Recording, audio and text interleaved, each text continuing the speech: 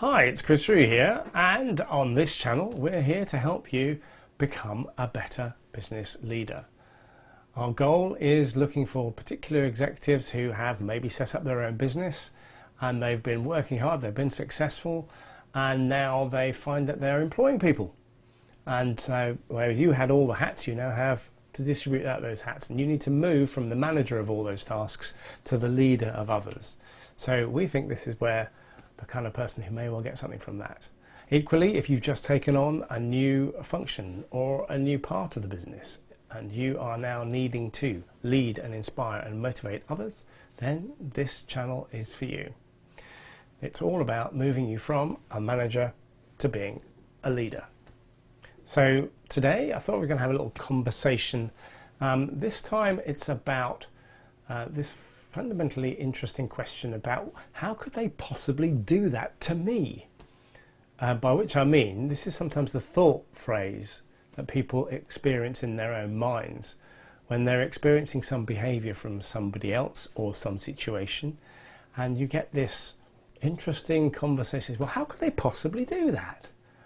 And you can hear the values, your own value set, being challenged by whatever the action is that you're encountering. But the interesting part of this is that it's so influenced by the story that you're telling yourself about what's been going on. And interestingly, therefore, we start to understand that we have our own internal convincer strategies. And that's what the subject of this few minutes is all about. How do we convince ourselves that something is right or something is wrong? By understanding this approach, this can transform relationships with everyone you meet and work with.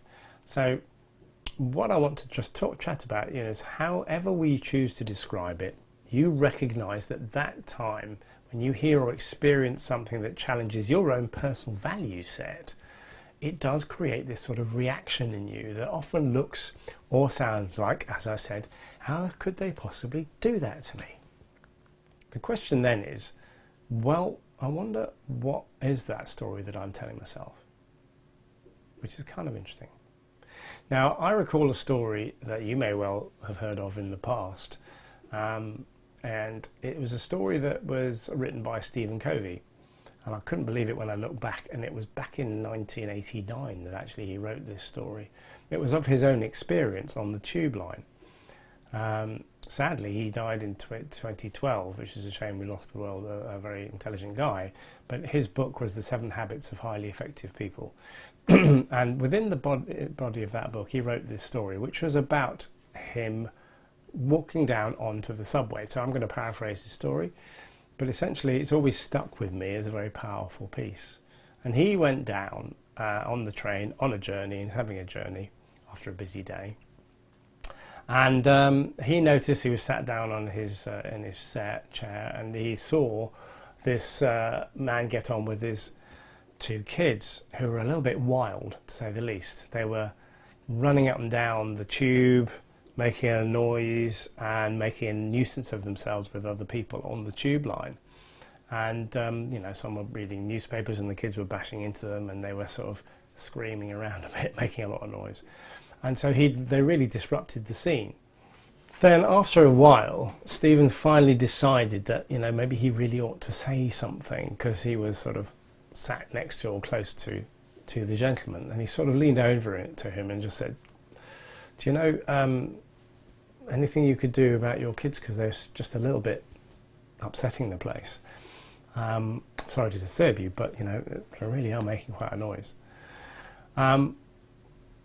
And to which the guy then turned to him and he said, do you know what, you're absolutely right, I'm really sorry, but unfortunately they've just come from the hospital and they only found out about an hour ago that their mum's died, so I'm really not quite sure what to do with it. He had his head in his hands, and of course Stephen didn't really know where to put himself, and of course his whole demeanour changed. Empathy, consideration, the whole thing flips.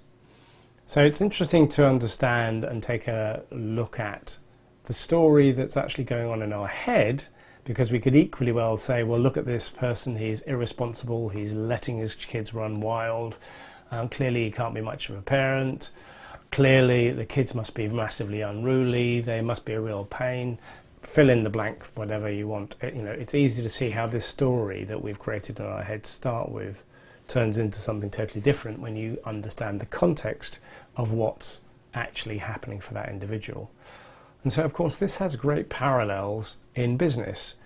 We all the time can make stories about why a piece of work is late, why somebody didn't quite do something the way that we wanted them to. It's my personal belief that people don't get up in the morning to do a bad job, but they will work within the confines of whatever information they have at the time to deliver something. So the question and the challenge here is that whenever a task is being done, the question really a bit like pointing the finger, the old one finger pointing at you but three pointing back at me. Have I really briefed this well enough with that person? Did they really know exactly what I was asking for? And is it really that they're being slapdash, or is it more about the fact that they didn't really understand the brief in the first place and I wasn't really clear about that? So when we come back to thinking about how we experience life and how we experience people in our everyday work environment, one of the best things you can do is to, as they say, take a step in the other person's shoes and understand the context with which they may be coming to the scenario that you're faced with. So clearly this story has always reminded me to be careful about listening to my own story in my head. And so I urge you to give that some due consideration for yourself. So the message, if you like, from this short video is take a moment to think about the story that's maybe going on in your head and ask yourself, is this actually the truth? Is this actually what's going on, or is this something that I'm basically making up or extrapolating? And sometimes when that's all you have to do. And by doing that, it turns the scenario or the situation you're in into something else that causes you to ask that first question. Why is that happening? Rather than, well, that's a ridiculous thing to have done, isn't it? And that can be the difference between trashing a relationship and building one. Anyway, I hope that's been helpful for you and it gives you food for thought in terms of the stories that we are creating in our own mind. If this is helpful to you, then maybe you want to try it and experiment with it. You can look at anything, situations that are people around you, you can look at TV programs, you can look at and explore. I wonder what the suppositions that they are making. We do this all the time when we're recreationally watching telly. Oh, that must mean they're doing that. Well, notice how we do this in work. And get practice to the idea that there may be some actual truths that we need to uncover before we draw a conclusion. Okay? I hope that's been helpful, and if you'd like to get more tips and techniques, then please do pop onto chrisrue.com, where you'll find more tips and techniques to help you become a more effective and resilient leader. In the meantime, thank you for watching again, and thank you for letting me help you become the leader that you want to be. Bye for now.